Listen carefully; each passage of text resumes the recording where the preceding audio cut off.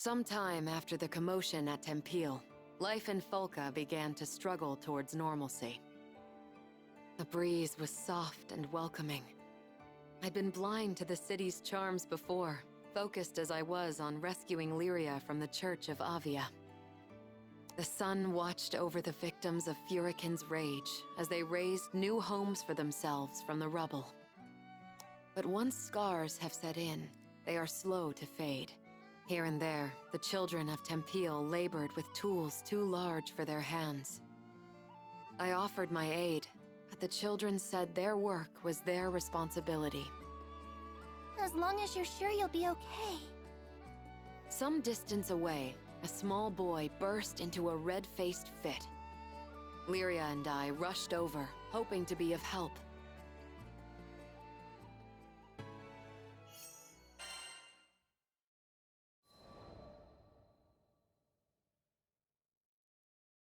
Don't try and stop me! I have to do this! He hurled his words like stones as he whipped into a run. Concerned, I asked a nearby man about the boy. He explained that the boy's sister was ill, and the lad was after the remedy, an herb called windcrest. The sickness was assumed to have died out hundreds of years ago, but had now returned to torment the child. And if that's not enough, I heard the woods where windcrest grows have turned into a monster den. The boy had struck out alone. Folca had no soldiers to spare, for they were all dispatched to Tempeal for the reconstruction effort. No one was left to answer his pleas, but I would. In my heart, I vowed to bring back the child, and if possible, the herb too. I prayed only that I wasn't too late.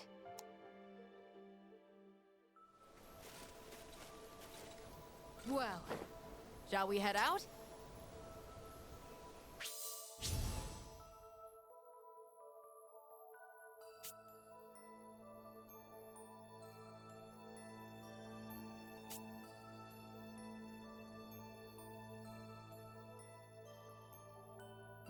Well, according to that old villager, this is the place we want to be. Perfect. Keep your eyes peeled for Windcrest.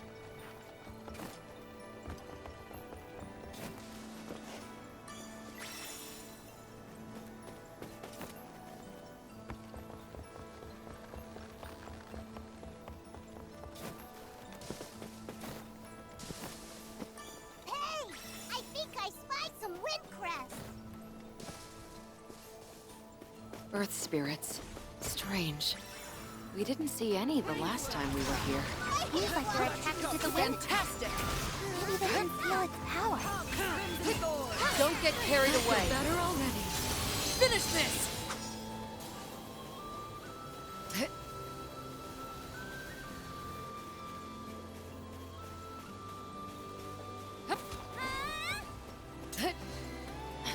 Slashing back! Come here. And follow through. Will do. I've got you. Wow. I could do far worse. Just like that!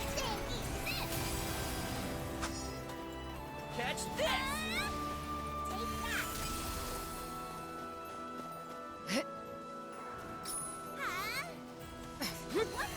They're open. I'm behind. Good shot, Io. You don't have to coddle me, you know.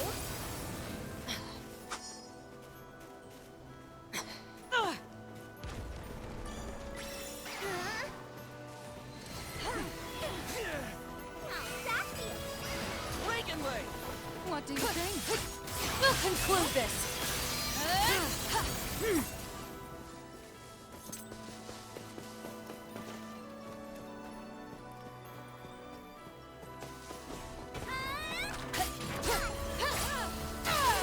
Into my trap!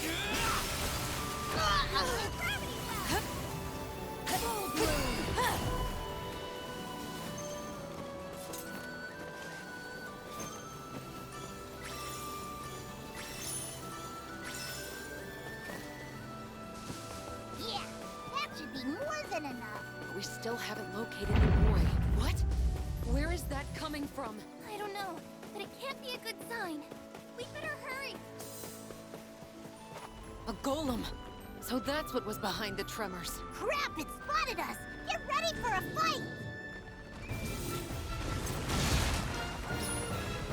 Catch this! A flash and bash! You are a blessing. Enough of you! Crimson Thorn! No! Very well. Ravenwood! Are you injured? Cut them On me! The most formidable crew in the skies. I can go all day long. Decimate! Full bloom. Close call. Beautiful, aren't they? But I heard Hurricane's voice just now. I think that when Hurricane covered this archipelago in storms, some of its power fused with the land and the monster.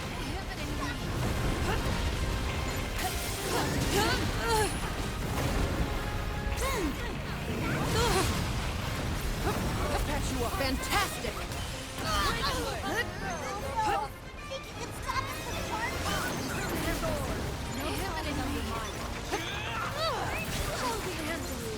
Inhibiting me. Healing light, hero. Meteorite! Right! Hey, can I get some of that Hurricane juice too? This golem is awesome! Can't afford to let it run free. Not while that boy remains missing. Stable offense with room for improvement. B+. Come, Crimson Thorn! Slay on a bed of thorns! Solid stone! One fell blow! What do you feel? One fell blow! Enough of you! Crimson Thorn! Yep, here goes, Handfish! Flame! Thanks. Catalina! I'll protect you. Light the frost! Bring it! Tide of Chaos!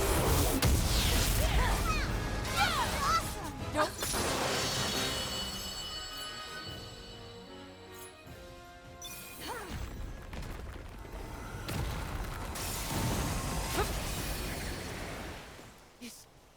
Is it safe now? I recognize that voice.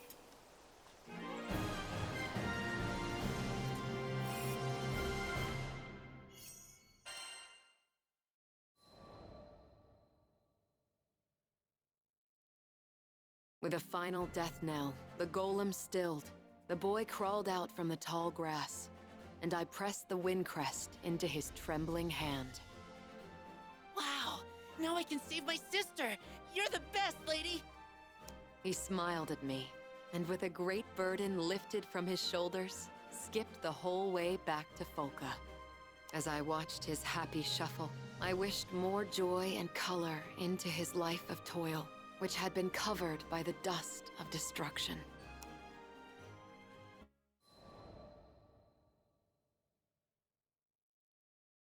We made medicine from the wind crest you picked. The doctor said Hazel looks better every day. This morning, she was able to get out of bed and do some drawing. She loves drawing pictures. Thanks again, Catalina. From Al. And Hazel. P.S. Please visit Folka when you have a chance.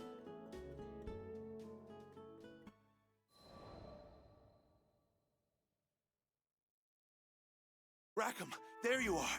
I've got huge news. Listen to this.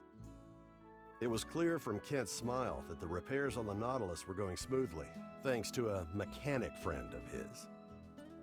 Well, ain't that something? I'd be lying if I said I wasn't impressed. Those parts weren't the easiest to work with. Not bad, Miss Mechanic. Rackham, sir? My friend told me she got the parts from a traveling skyfarer. Had 3-day-old scruff and a little swagger to him. You wouldn't know anything about that, would you? Huh. Well, I keep my scruff in an elegant chin strap. Thank you very much. Not sure I sounded very convincing, trying to play off his answer, but I'm a helmsman, not an actor. Ha! But just another performance or two, and the Nautilus would be skybound once more.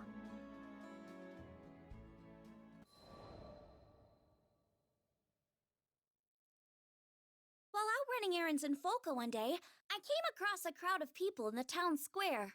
But from the sounds of things, it wasn't a friendly get-together. I hate you all! Mom, Dad, everybody in this stupid town! The boy shouted angrily at the adults and took off running, right into me. We both landed on our backsides. Sheesh, watch where you're going, kid. And that's when I noticed the tears streaming down his face. He was clearly upset about something. Hey, you okay? The boy hopped to his feet without a word, shooting me a glare before sprinting away. One of the adults started to follow after him, but... Please, Doctor, there's not much time. The crowd stopped him in his tracks. But I can't just... No, you're right. My patients need me. Forgive me, Lev. The man closed his eyes, muttered something to the townspeople, and ran off in the opposite direction. Wait, that kid was crying! You're not gonna go after him? I shouted after the man's back, but he either didn't hear me, or pretended not to. Then I felt a gentle hand on my shoulder. I'm sure he wants to, sweetheart. You see, that boy is his son. The boy's name was Lev. His father was a doctor, with many patients needing urgent care, so he had no choice but to ask the townspeople to find a son for him. I knew I should mind my own business. I couldn't get the poor kid's face out of my head. He was probably hiding somewhere all by himself, crying his eyes out. I understood all too well how painful it felt to be alone. When Master Sokka reached out to me, it changed my life forever. Maybe it was my turn to do the same for someone else. I turned to ask the crew if we could join the search, but they were already gearing up to head after him. It seemed we'd all had the same idea. Just you wait, Lev, I thought to myself. I was gonna find him and put a smile back on his face, even if it meant sticking my nose where it didn't belong.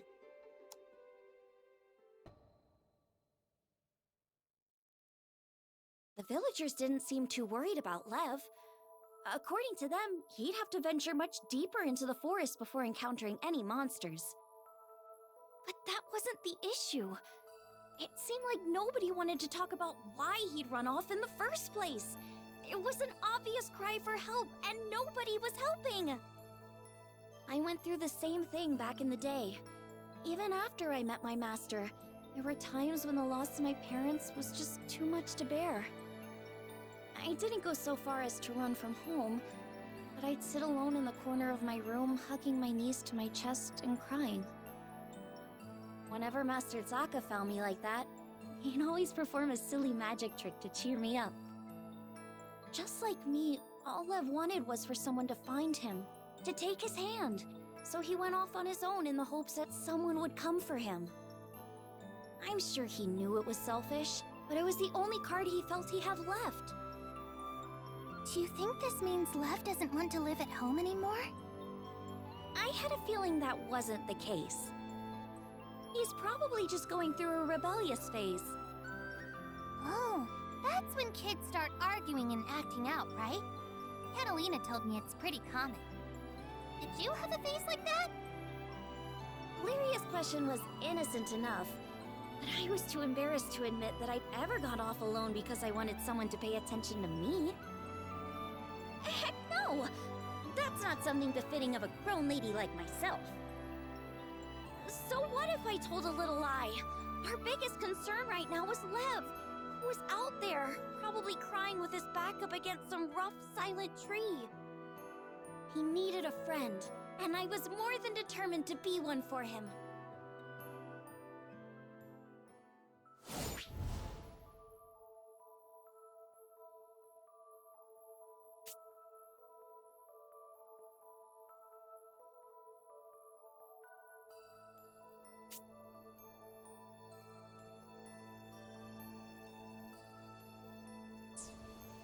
This forest is as huge as ever. I sure hope Lev's okay. Come on! We gotta find him, and fast!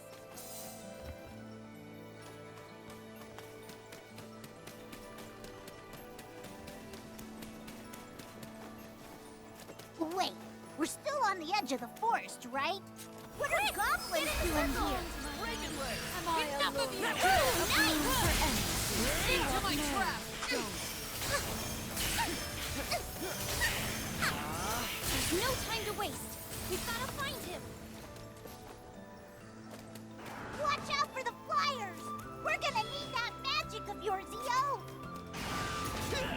I'll burn you up. I don't see him anywhere.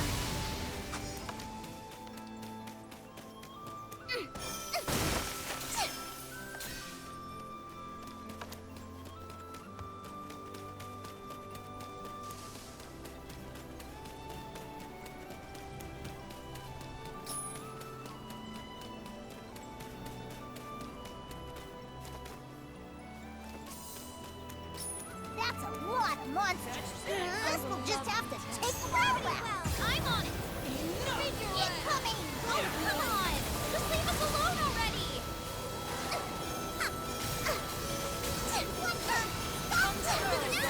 Beautiful. One more. Come, Looks like that's the last of them. Lev's all alone out there. Come on. You saved me, Io.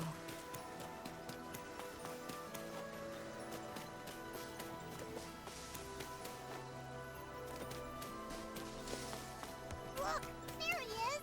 Over there. I'm the one you want. Great, that worked. Fire! Now or never! Face full of fish! The real fight's just getting started! Let's get going. But of then. course. Huh? Enough! Crimson Sword!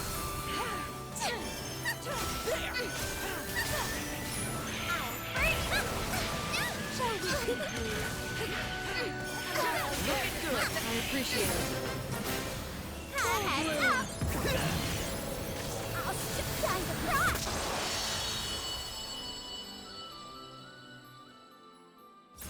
Don't worry, they're gone now. You okay? Yeah, thanks.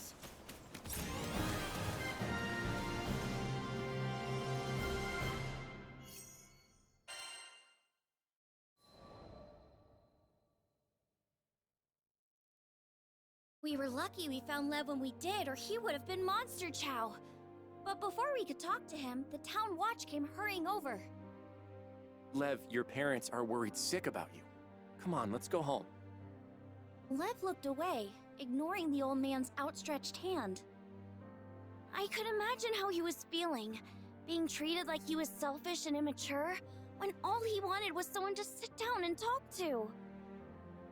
The man sighed and scratched his head in frustration. Your mom and dad are fine people. Try being a little more considerate, okay? Lev immediately bristled at those words, breaking his silence. What do you know? This is all your fault! Knocking the man's hand out of the way, he turned and ran deeper into the forest.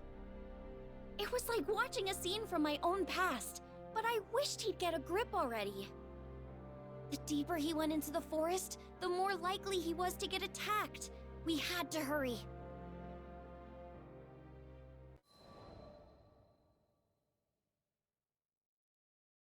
We all split up to search for Lev so we could cover more ground. I didn't see any trace of him at first, so I thought I must have gone the wrong way. But then I noticed footprints that looked like someone had slipped over a nearby ledge.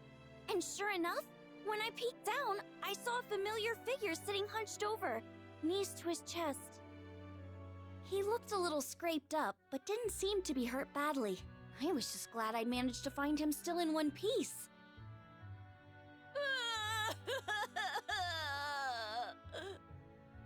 When I told him I was a Skyfarer, he immediately burst into tears of relief.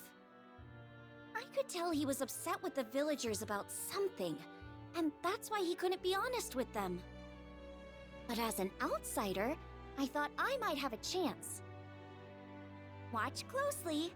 I'm gonna cast some special magic just for you. It was time for one of my master's patented magic tricks. I showed Lev my empty palm before covering it with a handkerchief. I flung the cloth away, and voila! There was a piece of candy in my hand. Wow, candy! Here, you can have it. After devouring the candy, he finally calmed down. Thanks. Normally, that would have been enough to lift any kid's spirits. But his face fell again as quickly as it had lit up. I guess he really doesn't want to go home. I decided I wouldn't leave him until there was a smile back on his face.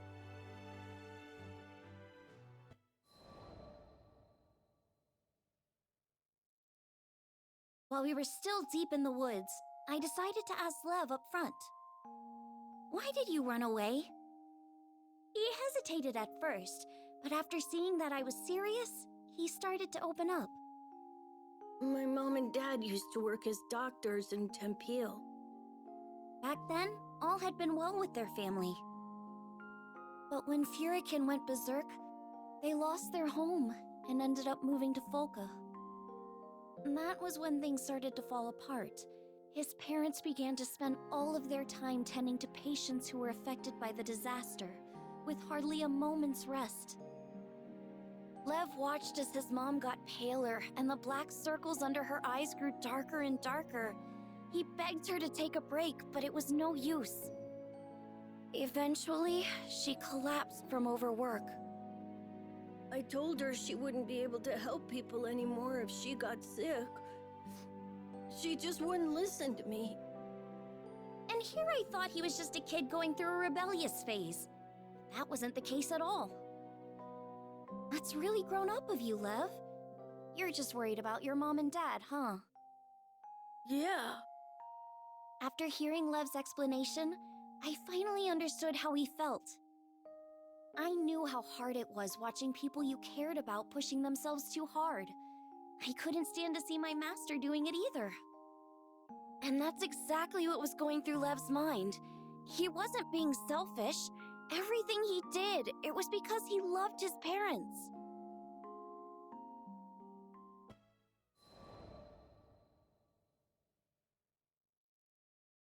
If it were me in his shoes, I'm sure I'd be worried sick about my parents too.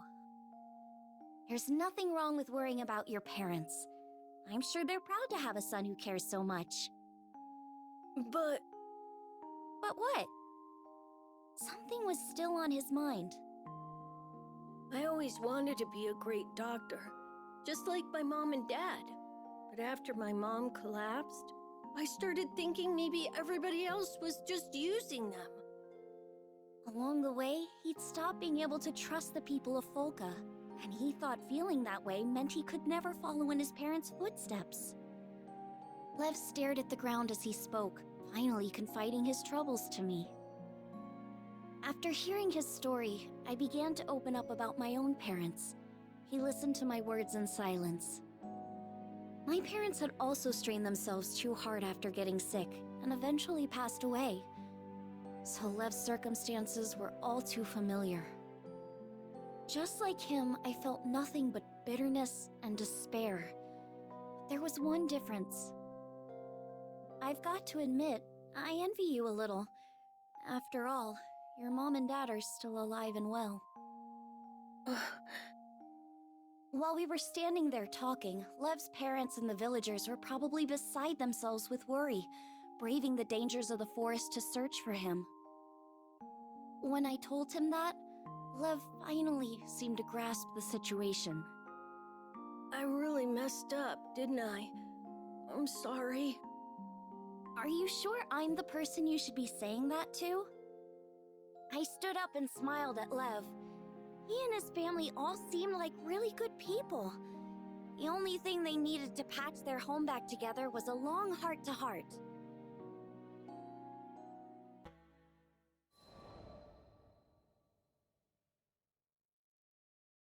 Just as we arrived at the cemetery, the clouds opened up, unleashing a torrent of rain.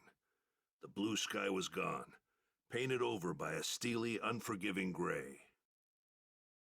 Looking around, I saw that there were others paying their respects at different plots.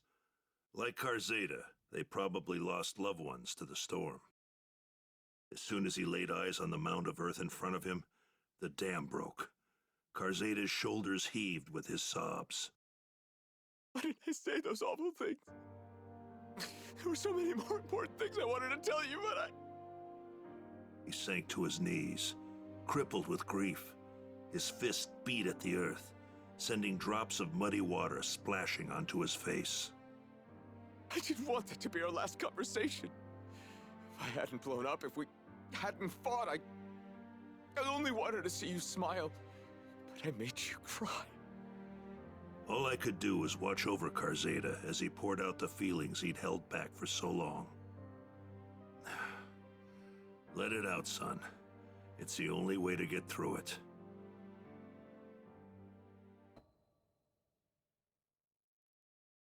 After the visit, we made our way to a tavern. We could hear the rain beating down on the establishment. It was still day, but the sky was dark as night. Karzada ordered the stiffest drink they had and downed it in one gulp. My friend once showed me a flower and said that each one symbolizes something. At the time, I didn't get it, and I had other things in my mind, so I never bothered looking it up. He shook his head, saying that he'd wished he had treasured those small, everyday moments with her. Each word struck me like a blow, reminding me of my own failures. How am I supposed to live with this regret? It's like the storm outside, pounding on me until I give in and let it sweep me away. I mulled over his question for a while before opening my mouth. I'm not the right person to answer that. Only your friend knows. But how? She's... So I told Karzada about my wife, and about the agony of losing her. All the things I'd hoped for, things we could do as a family, were no longer possible. The chasm of remorse threatened to swallow me whole. I couldn't imagine things getting better. Not then, not ever. But I was still alive. Unlike my wife, I still had a future. Didn't that obligate me to move forward, to find meaning in being left behind, and try to fulfill what she wanted for me? Didn't that apply to Karzada? You want me to go with you? To find that flower, I mean? Maybe finding it would give him the answers he needed.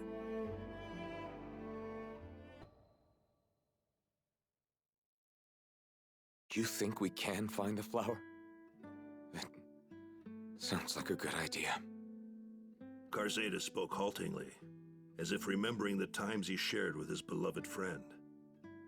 She'd always loved flowers. Tempeal was a land forged by its mines, and its climate wasn't suitable for flowers. But that wasn't going to stop her.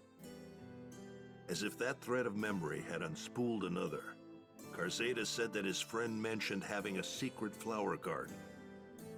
But she hadn't told him the location, so he wasn't sure where to begin looking. Sometimes she'd head out to a forest near Folka. If the garden's anywhere, it's probably somewhere in there. It might be a long shot, but that doesn't mean we shouldn't try. I drained the last of my glass. We stepped out of the tavern. The rain had stopped. The air was humid, but the sun was a welcome sight after the rain. I squinted up at the brilliant blue sky. There, arcing over the forest, was a large rainbow.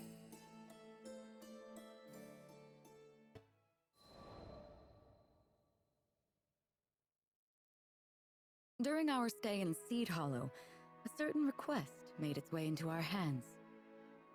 We were to inspect sightings of a mysterious young girl near the Seed Hollow castle.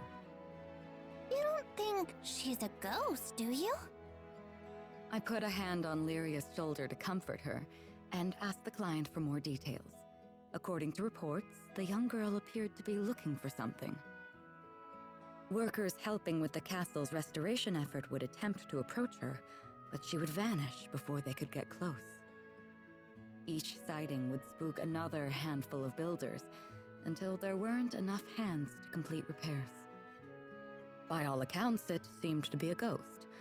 Of course, I couldn't admit that to Lyria. It was not uncommon for spirits to take refuge in ancient ruins or castles, and play tricks on any unfortunate souls passing by. They were almost never malicious, even friendly sometimes. However, we couldn't take our chances. I just wished we had more information to work with. There was something familiar about this story. I just couldn't quite put my finger on it.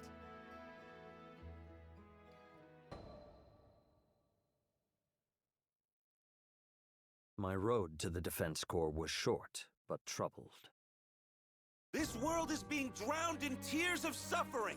Poor wretches, join us on the ship of salvation and sail to the island of Estalucia. It began when I happened upon a man in the city streets, preaching the creed of Avia. Though we had overthrown the main body of the church at Seed Hollow Castle, still its teachings lived on.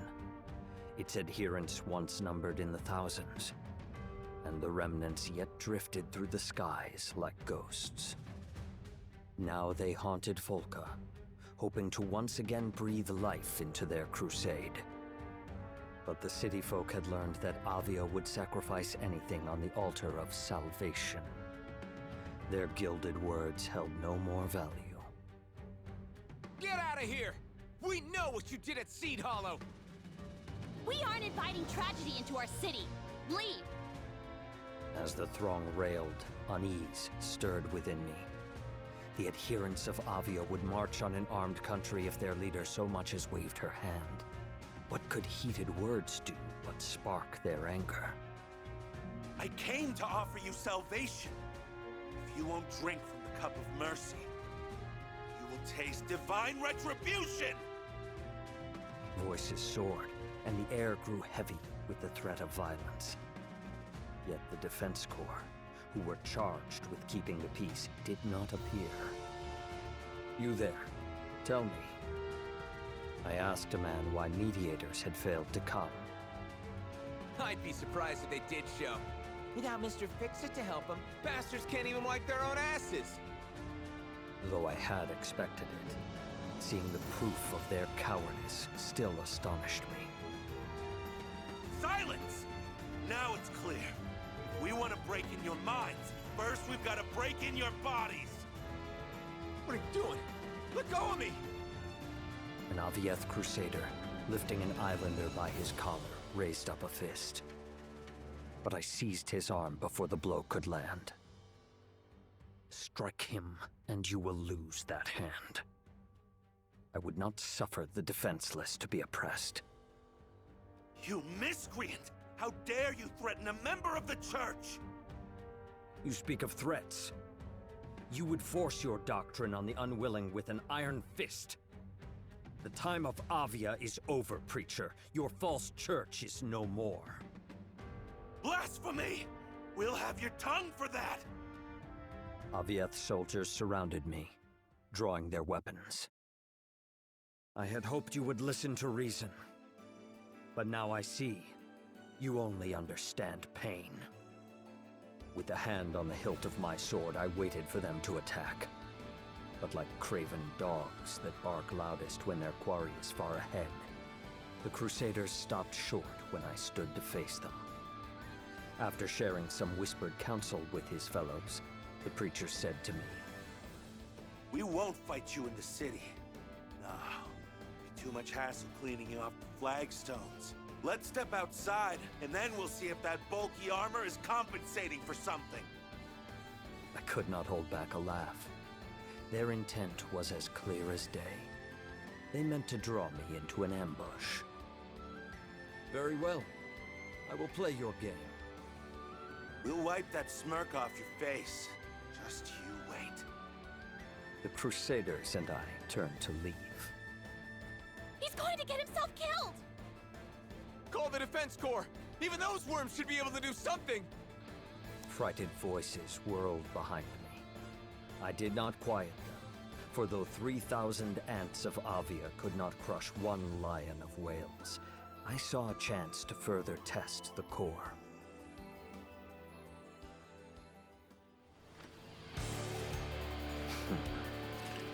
Set out. Death to all! who interfere with Avia's sacred mission! You have abandoned mercy for violence and wisdom for bigotry. How dare you call your cause sacred? A demon! Some evil must be feeding his flames! Call Bend for to my backup! will. Tell them to bring the droid up! Just one worm! Why can't we crush him? Strength of will is reflected in strength of arms. Good. Summon all your forces. It will save me the trouble of seeking them out. Reporting for duty. You're finished now, interloper! That hubris will be your downfall.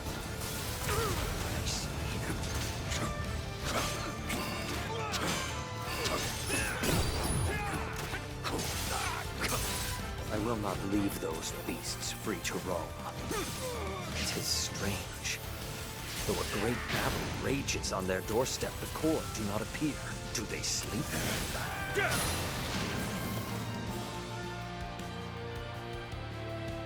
My poor brethren.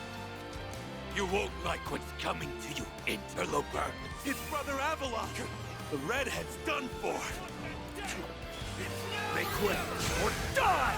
It's over!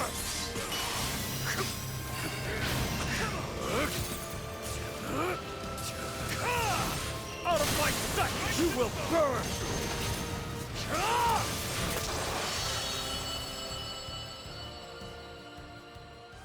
Wait. I know you. The Lord of Flames. I see my name has reached even the dregs of Zega Grande. Fire is the fire of hell.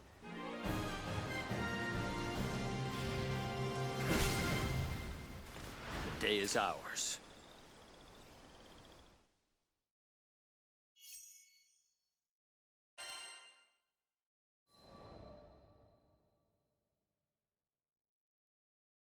Damn you!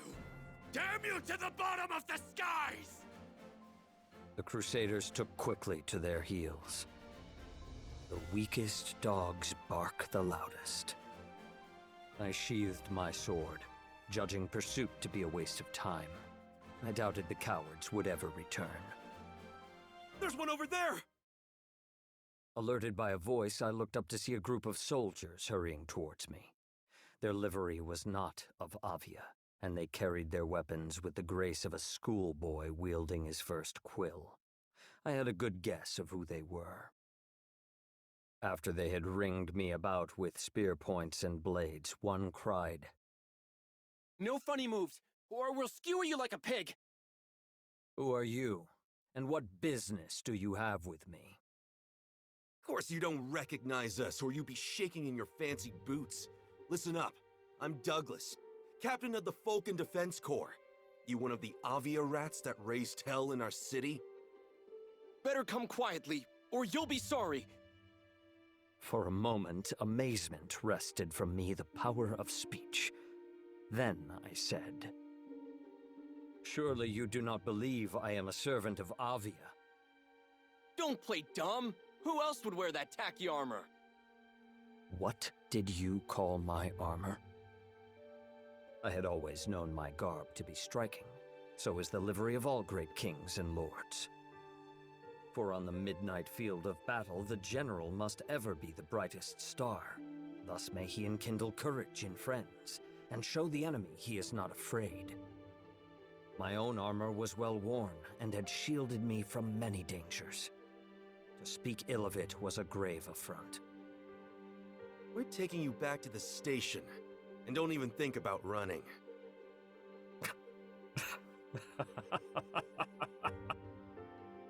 What's so funny? Nothing. Nothing at all.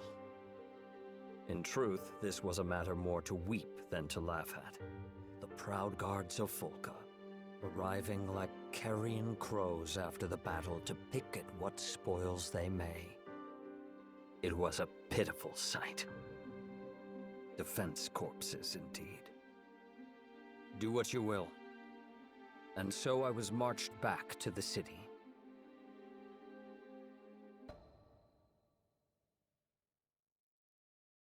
The Defense Corps questioned me at their guardhouse. An enlightening experience, as I had never been a prisoner before. All right, fess up. Tell me exactly how you're connected to the Church of Avia. I repelled a group of crusaders that threatened your people. You had no right to apprehend me. Shut your mouth! That was all Captain Douglas could stutter out before retreating into silence. Has guilt caught your tongue? I know your actions weigh on your conscience. If you're trying to scare me, Mr. High and Mighty... I am trying to help you. Now take heed. As keepers of peace, you are given the authority to take prisoners. But it is not a power to be used lightly. For to imprison someone is to rob them of time, and not all the riches in the world can repay that debt. I went on with hardly a pause. Today you failed your duty. You did not come when your people were in peril. Had I not been there, blood would have been spilled in your streets. And yet you seized me on sight like a petty thief, with no proof other than your own prejudices. I let my final words fall like the stroke of a hammer. You have dishonored your titles and your city. Color fled from the soldiers' faces, leaving only remorse. Hey, Captain. I think he might be right. We did kind of arrest him for just being there and wearing tacky armor. Don't let him get to you! Now the soldiers began to contend amongst themselves. They had to keep quiet about my capture, said one, or there could be trouble. If only they had not delayed after hearing reports of violence, said another. It was good fortune, countered a third, that they had not run into Avia. So on and on they argued in circles, aimless, like a dog chasing its tail. Until at last, Douglas, his impatience boiling over, burst forth with... All right, fine. Fancy Pants, you're acquitted. Now scram! No. Seeing the soldiers at a loss, I said. Since you have taken my time, I now ask you to share some of yours. I hear that your ranks are corrupted with frailty and disorder. From whence did this rot first spread? Why should we tell you, huh? You got nothing to do with it. Because I desire and command it. For a moment, Douglas could only stare. Come on, Captain. Just give him what he wants. Yeah, I don't think this guy takes no for an answer. Okay, Rubelox, you win. Now pipe down and listen up. And so the captain and soldiers of the Corps told me of their history and their malcontent. After the war, Zega Grande was left undisturbed for 500 years. This peace, like a deep sleep, had dulled the minds and limbs of Volca's warriors. So when the Crusades of Avia roused them at last, they were found weak and unready. Still, we did all right in the beginning. You probably don't know him, but we used to have a Mr. Fix-It in the city. Went by the name of Roland? Angel of a man, but he fought like a demon. The strength of Roland was their fortress, to which the Corps could rally if the battle went ill. When he vanished, the soldiers were left without their greatest defense. So, there we were, a group of idiots who could barely tell the butt of a spear from its head, left to play this game of cat and mouse. Self-loathing seeped into Douglas's voice. I know what everyone thinks of us. I know what they call us. But do you think we're wimps because we want to be? Now that Roland's gone, sending my Corps to war, a real war, would be sending my brothers and sisters to death. Captain Douglas, you've been trying to protect us this whole time? I sighed. Why do the best intentions so often lead us astray? Very well. For your sakes and mine, I will help the Corps regain its former glory. Maybe by rebuilding this fallen band I would learn a lesson in how to lay the foundations for a kingdom.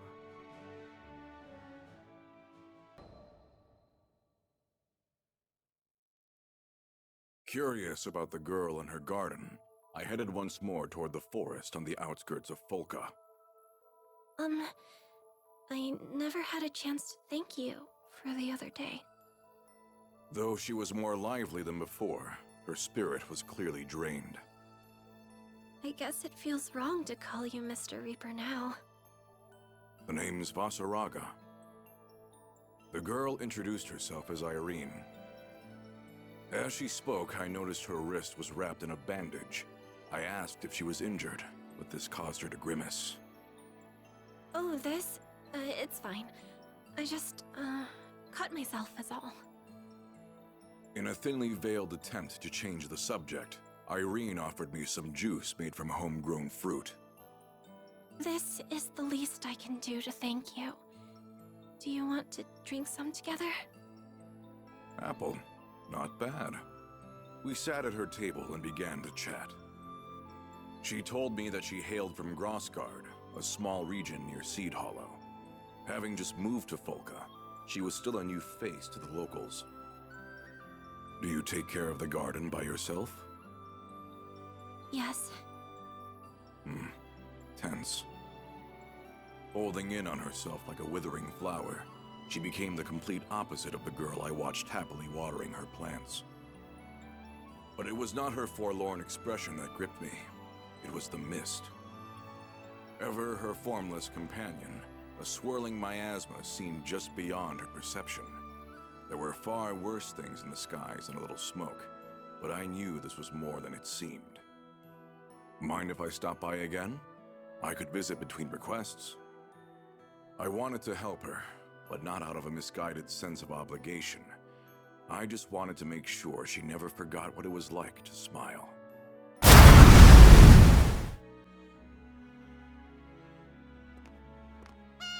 it's Mr. Shades! Well, what do we have here? Oh, you folks got your friend back. Hello, nice to meet you.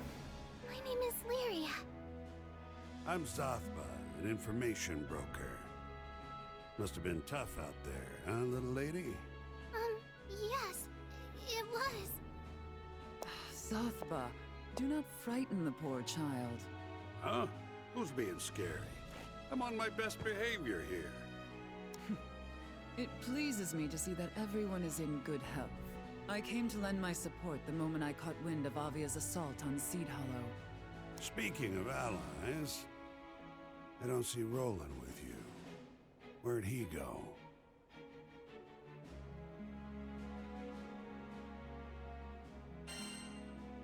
He's been captured.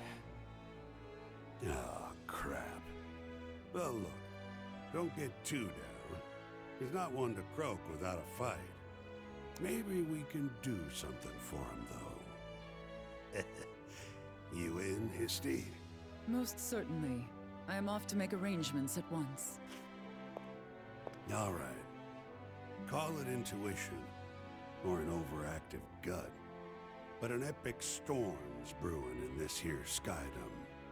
Don't know how to explain it, but the air's buzzing with emotions. Stuff like joy, anxiety, sadness, anger. You can tell when it's coming to a head. I haven't felt this spooked since the Dolly Island disaster 15 years ago. My point is, you folks ought to haul it back to your own skydom. What? You can't say that at a time like this! Look, my sources tell me you hail from Fanta Grande. You've got a fine ship that can cross the Grim Basin. No need to play hero here. It's not like that! We can't just leave everyone when we know it's coming! Lilith is going to use something called the Pillar of Vayui to destroy the sky! Do we just let her do it? And what about Roland? Let me be the voice of reason here. You saved your princess. Mission accomplished. So what do knights do after rescuing the damsel? They make sure she stays safe. You're an excellent captain, so I don't need to spell out your next move for you, do I?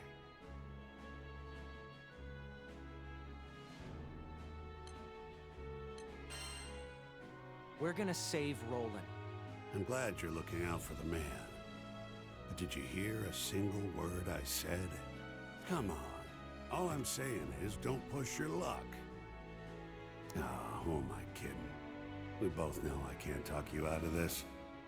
But Zega Grande is our home. At least let us keep our pride. Be seeing you around then. And quit with the long faces. We can handle this. Welcome back. The Grand Cipher's good to go. Are you ready to leave?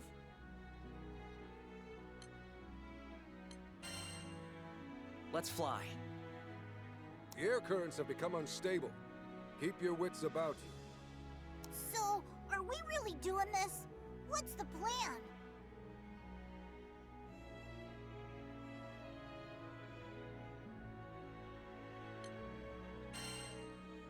We're going to save the world.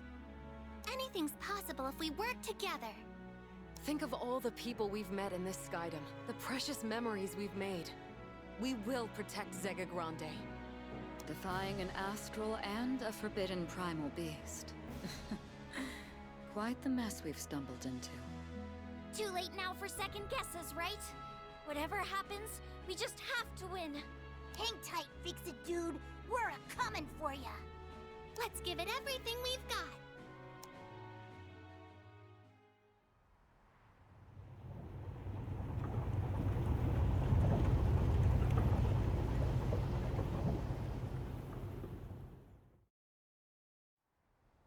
Ha! A more fearless crew there never was. Let us wish them well. They're the perfect folks to defy primeval gods. I'm kinda glad it's them and not me. And so our debt to them grows heavier once more. Well, enough yammering. We got our own work to do.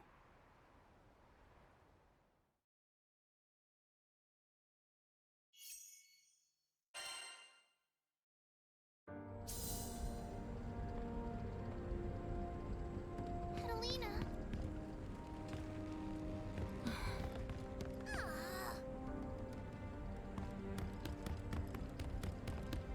Got a second?